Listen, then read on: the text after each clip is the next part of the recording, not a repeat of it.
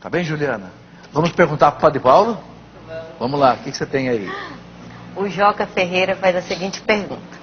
Graças a Deus que o próprio Senhor levantou Lutério para pôr fim à soberania da grande Babilônia. E muita prepotência da Igreja Católica, falida e suja, querer se dizer a Igreja de Cristo. Jesus não fundou igreja, e muito menos a católica, que é um antro de perdição e pedofilia.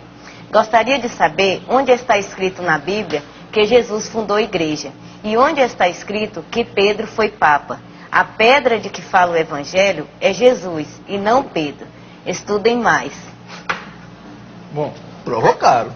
Vamos fazer o quê, Provocaram. Né? Hoje à tarde, eu já vi que o senhor já deu muita resposta sobre isso, né, na pregação da tarde hoje, né? Veja. Mas tá aí. Tudo bem, vamos lá. Então vamos por partes, porque é um tiroteio, né? Isso não é uma pergunta. É um tiroteio. Então é fácil... Mas é importante explicar tudo isso, né, Padre Paulo? Porque muita gente, infelizmente, tem essa concepção errada, né? Então vale a pena o senhor desdobrar isso. Sim. Então, vamos lá. Primeira coisa, a acusação de que a Igreja Católica é a Babilônia, né? Essa acusação é simplesmente ignorância sua de não saber ler o Apocalipse, né? O Apocalipse fala de duas bestas. Uma é um poder político e outra é um poder religioso.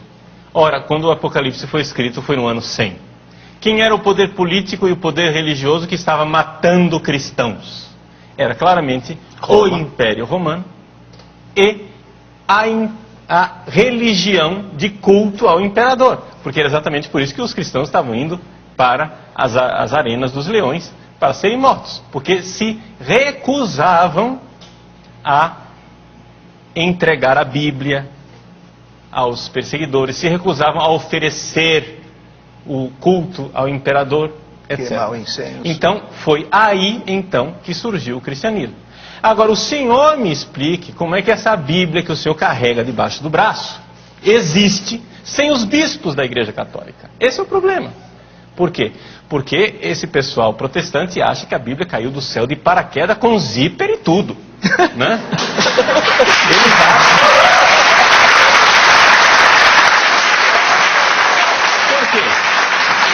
Porque durante a Bíblia, hoje nós temos um volume bonitinho, né?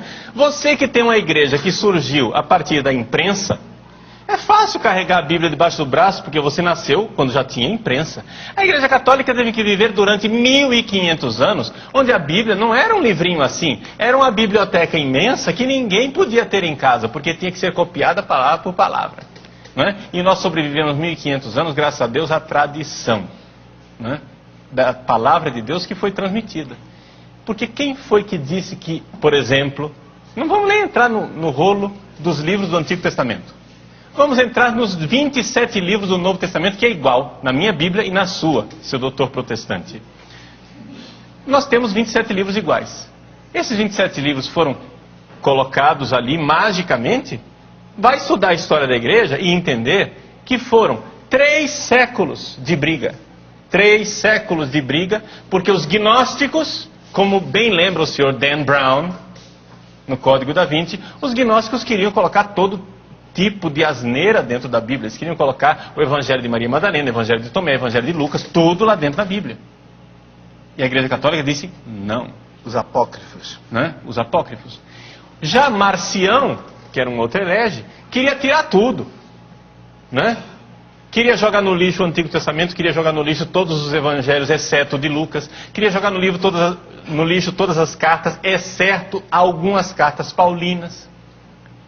Houve 3 séculos de briga. Se não fossem os bispos da Igreja Católica, de que jeito que o senhor tinha esses 27 livros aí debaixo do seu braço? É fácil acusar a igreja de Babilônia, é fácil cuspir no prato que você comeu. Nós guardamos a Bíblia durante 1500 anos para o senhor agora deturpá-la e interpretá-la de forma errada. Se o senhor tem Bíblia, o senhor deve ir à Igreja Católica. É isso. A esta igreja que o senhor diz que é um antro de perdição e de pedofilia. Agora saiba uma coisa, estatisticamente existem muito mais pastores acusados de pedofilia do que padres.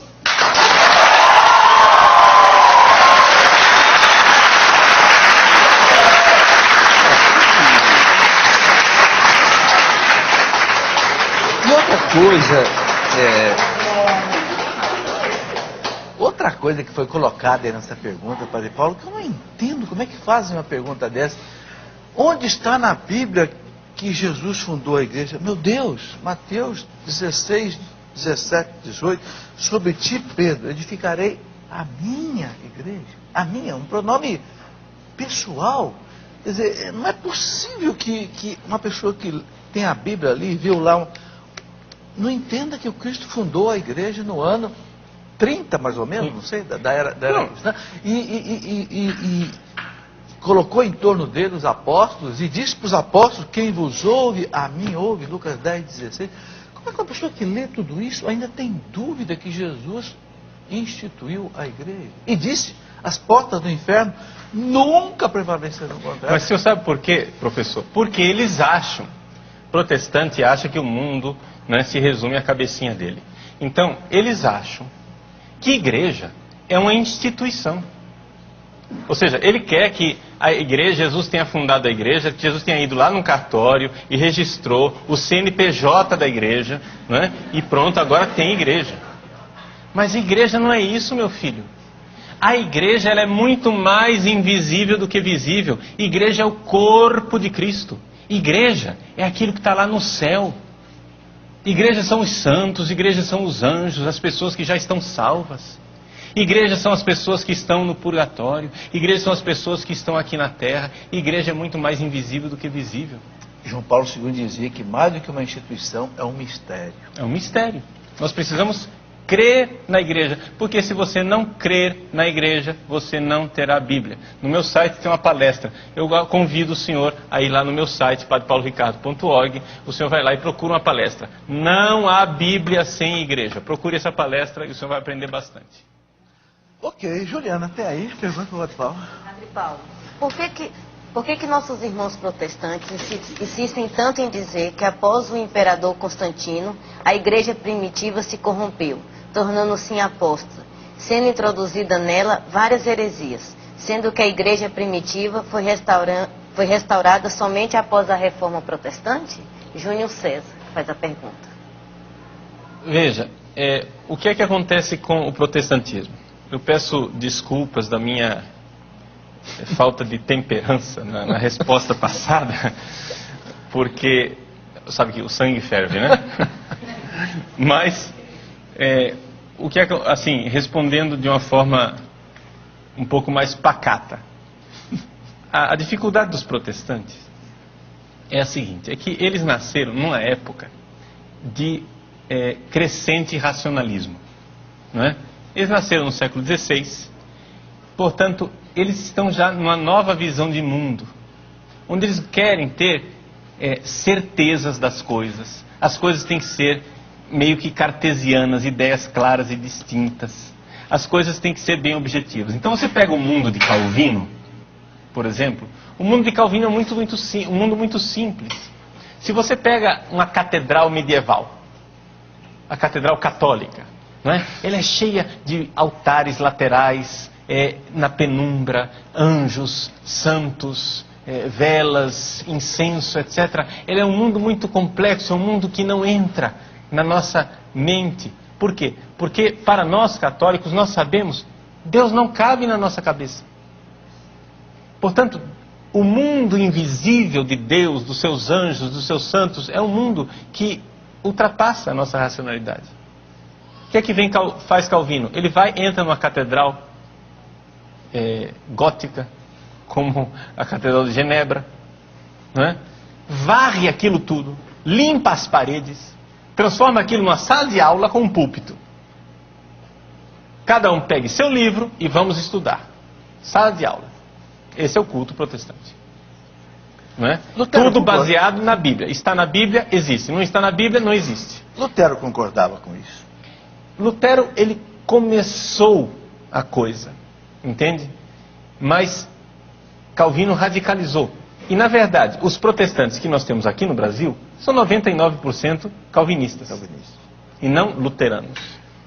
Entende? Por isso eu estou pegando Calvino para entender como é que é a mentalidade dos nossos irmãos evangélicos aqui no Brasil. não é? Eles querem uma certeza, como isso daqui fosse um receituário, como se a Bíblia fosse um receituário muito fácil de ler, não é? Sem dúvida alguma, sem problema nenhum, está escrito, não está escrito, não está escrito. Só que a gente sabe que a Bíblia é um mundo. A Bíblia não é assim tão fácil. Você encontra uma afirmação e você encontra 10 outras que aparentemente contradizem. Ou você entra primeiro na Igreja de Cristo, forma a sua fé na Igreja de Cristo, e aí você é capaz de ler a Bíblia, ou então a Bíblia vai ser sempre uma faca de 2 gumes e vai terminar havendo divisão em cima de divisão, como as igrejas protestantes são divididas. Eles nunca vão entrar de acordo. Todos eles têm a mesma Bíblia, mas nenhum deles entra de acordo. Entende? Então, a grande dificuldade é essa. Esse é o grande problema. Então, eles falam que a Igreja Católica é o cristianismo paganizado, né? Que se paganizou a partir de Constantino. Mas isso daqui não tem fundamento nenhum. Ah, porque veja só, a liturgia de vocês é a liturgia dos sacerdotes pagãos, é a liturgia, vocês usam insígnias dos imperadores romanos, e tudo isso é paganismo. Como se, ou seja, para você que é católico que está assistindo, para a visão dos evangélicos calvinistas, é como se nós fôssemos uma espécie de sincretismo religioso, como é a macumba. Entendeu? Ou seja, um negócio que era cristão, mas aí misturou com orixás, com, né, divindades pagãs. É essa ideia que eles têm do catolicismo. Que nós somos sincretistas. Pois bem, por que é que nós não somos sincretistas? Nós não somos sincretistas porque o nosso manual de liturgia não são os cultos pagãos. Nosso manual de liturgia é o Apocalipse. Vai lá, abre, meu irmão. Está lá, incenso, túnica branca, não é? Altares, tudo isso está no Apocalipse. Esse é o nosso manual de liturgia. Depois outra coisa, antes que houvesse Bíblia canonizada no Novo Testamento, os 27 livros, nós já tínhamos o nosso culto cristão. Vá às catacumbas, por exemplo. Você visita lá na catacumba de São Sebastião em Roma. Você vai nas catacumbas de São Sebastião, está lá.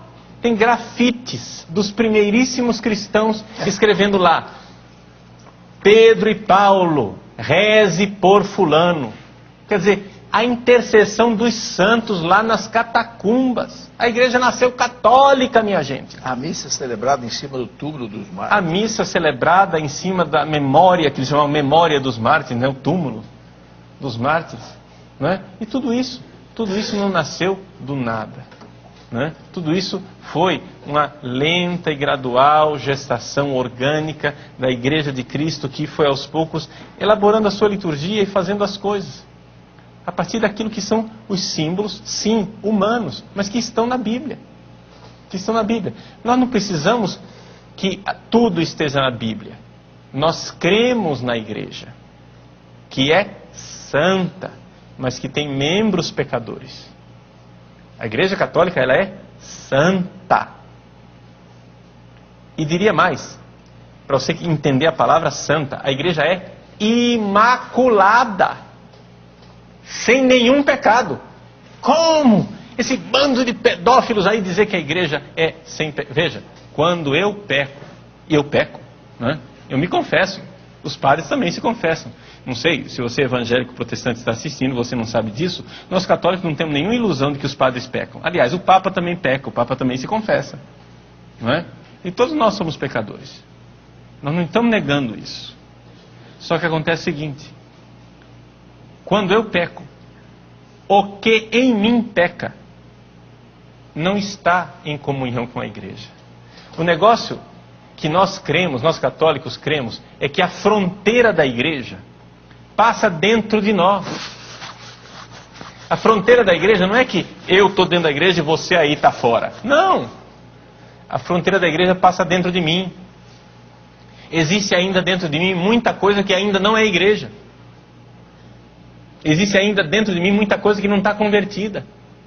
Mas existe dentro de mim o meu coração e muita coisa dentro de mim que já é membro do corpo imaculado de nosso Senhor Jesus Cristo.